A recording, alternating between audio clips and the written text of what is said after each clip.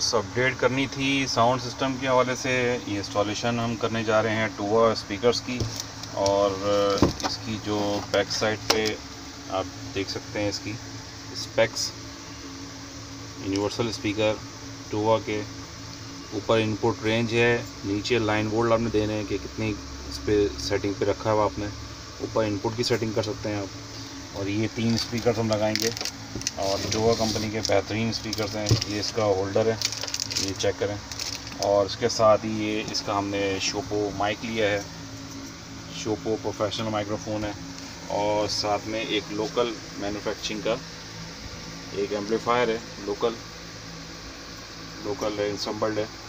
और साथ में ये देख सकते हैं कि ये टोवा का बॉक्स है, made in Indonesia, Toba corporation, model है BS1030WHM।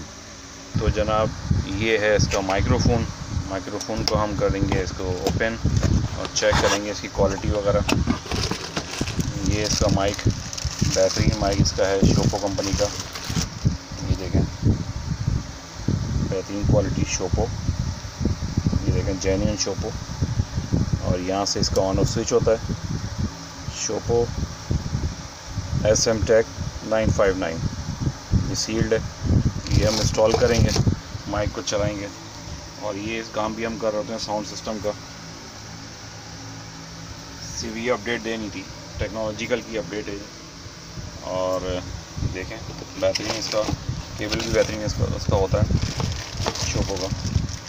ये देखें बेहतरीन सी केबल है। और ये इसका माइक्रोफोन है।